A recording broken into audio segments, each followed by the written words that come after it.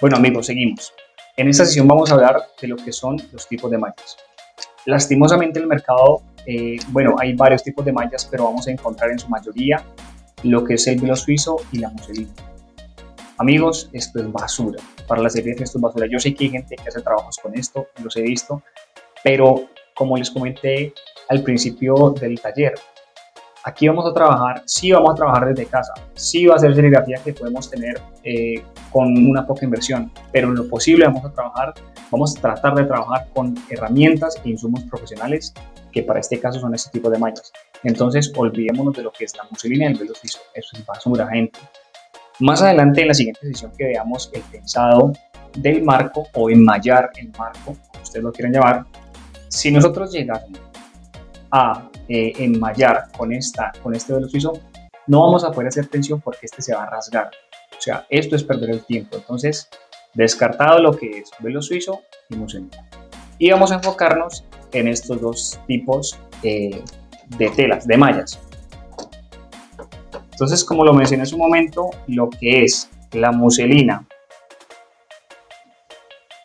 y el velo suizo, muchachos, eso es basura. No pierdan el tiempo con esto. Por favor, no lo pierdan. Y ahora sí, vamos a hablar sobre estos tipos de mallas. Ahora vamos a ver por qué la diferencia de color. Entonces, primero que estas mallas son elaboradas en poliéster. En su mayoría de poliéster y son de monofilamento.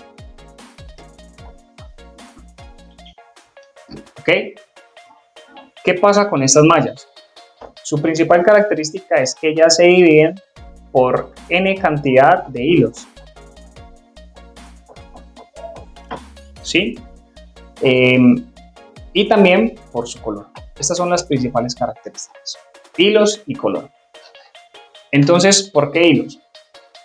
Hay una regla que yo siempre le pongo a los estudiantes y es: a mayor detalle, quiero que por favor se vean esta regla, mayor número de hilos. ¿Sí? ¿Qué quiere decir eso? ¿Detalle en qué? Detalle en el diseño. Detalle en el diseño. Si yo tengo un diseño, digámoslo, este es un círculo, ¿sí? Es un vector, como la clase que tuvimos de vectores, completica.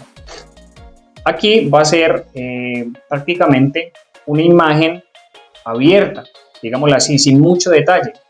En cambio, no es lo mismo que yo hable, por ejemplo, construir un círculo, pero a base de puntos, a base de muchos puntos, a base de muchos puntos, a base de muchos puntos. ¿Sí? No es lo mismo. ¿Dónde va a haber más detalle? Por supuesto, en esta de acá. Entonces, yo para esta tengo que tener una malla con un número de hilos alto. ¿Sí? A diferencia de esta, esta la puedo trabajar con una malla de menor número de hilos o también con una de mayor número de hilos, no hay ningún lío, pero yo no puedo aspirar a trabajar una imagen que tenga mucho detalle con una malla, por ejemplo, muy abierta, se puede decir, de unos 30 hilos, pongamos. Aquí estoy poniéndonos nomás ejemplos. Pero sí yo puedo trabajar una imagen que no tenga tanto detalle con una malla bastante cerrada. ¿Cómo así? Abierta y cerrada. Entonces, estos hilos en la malla o la malla va numerada. Por ejemplo, si hablamos de una malla de 40 hilos, normalmente quiere decir que tiene 40 hilos por centímetro cuadrado. ¿Ya? Si hablamos de una malla de 90 hilos, pues va a ser una malla que tenga 90 hilos por centímetro cuadrado. Eso se cuenta con un cuenta hilos. Esos los venden en las casas de serigrafía. Así que lo recomiendo para cuando ustedes trabajen detalles, serigrafía intermedia o avanzada. ¿Listo? Esto en cuanto a los hilos. No se olviden de la regla. Aquí se las vuelvo a poner. A mayor detalle,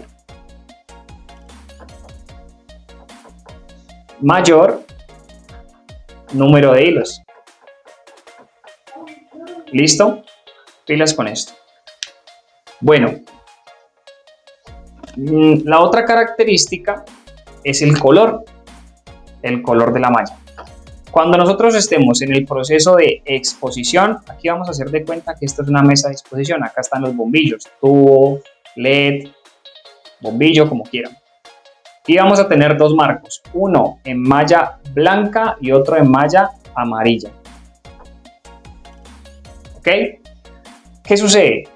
Cuando nosotros ponemos la luz, le encendemos la mesa de revelado, perdón, y se empieza a exponer el marco, la luz en la malla blanca empieza a esparcirse.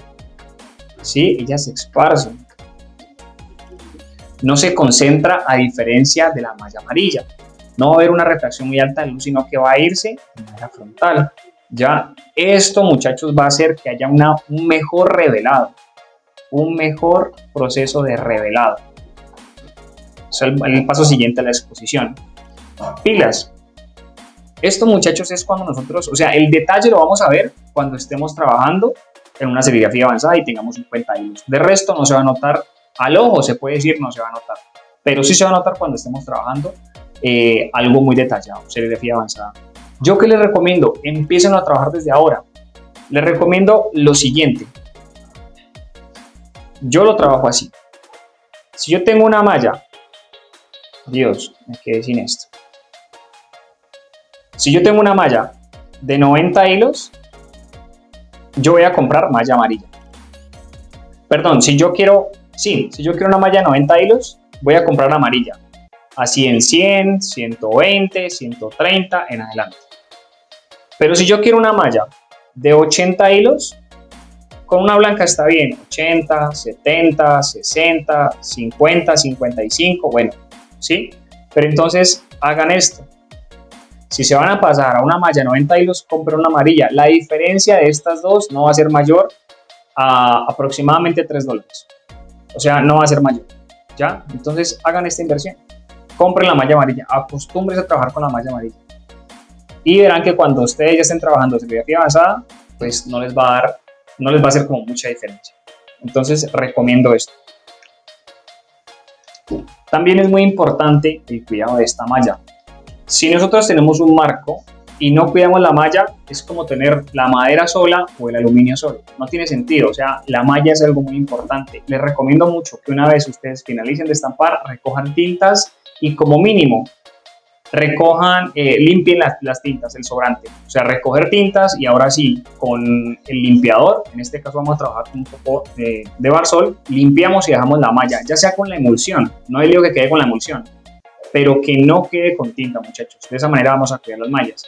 Otra cosa muy importante, y es que las mallas no se estén ensuciando constantemente. O sea, los marcos guardémoslos en un espacio donde no les caiga mucho polvo, porque muchas veces trabajamos de una vez y han quedado partículas grandes, con el rasero podemos dañar la malla y entonces pues se nos va a deteriorar el estampado. Sería eso, muchachos. Ahora sí vamos a proceder a enmallar nuestro marco en madera con esta malla 90, esta es de 90 hilos. Entonces vamos a ello.